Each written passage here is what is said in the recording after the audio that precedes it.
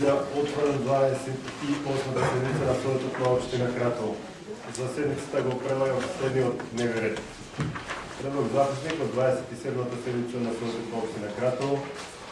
Точка 1. Предлог одлука за констатиране престанок на мандатът на член на Съветът на община Кратово. Точка 2. Предлог одлука за измена на разпоредът на средствата до бюджетът на община Кратово за 2011 година.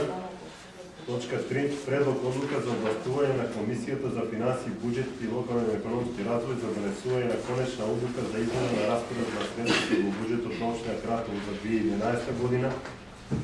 Точка 4. Предлог бюджет на община Кратово за 2012 година. Точка 5.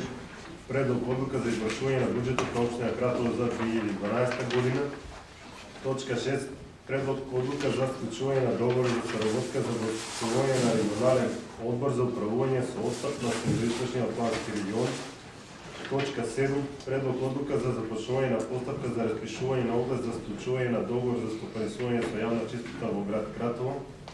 Точка 8. Предлог програма с предлог одлука за усвояване на годишна програма за изработка на урбанистически планове и локална урбанистическа планска документация на територията на община Кратово за 2012 година. Точка 9. Предлог програма с предлог одлука за усвояване на програма за уредуване на градено землище и изградба на обекти за комунална инфраструктура в община Кратово за 2012 година. Точка 10. Предлог програма с предлог решение за даване съгласност за приемане на програмата за удържуване на градски гробища в Кратово за 2012 година. Предлог одлука. Решение. Добре.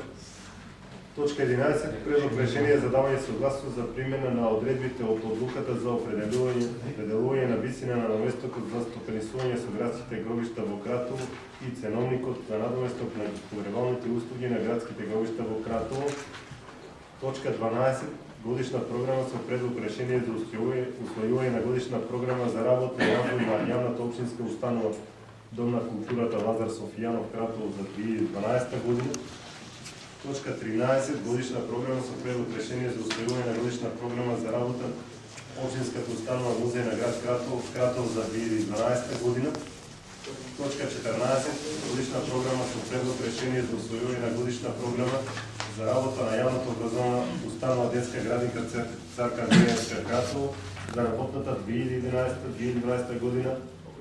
И точка 15. Прашане и предлог. На дневен ред го имаме предлог на бюджет на община Кратово за 2012 година. Значи, ако погледате на първата страна, ще видите дека бюджетът за ова година е планиран.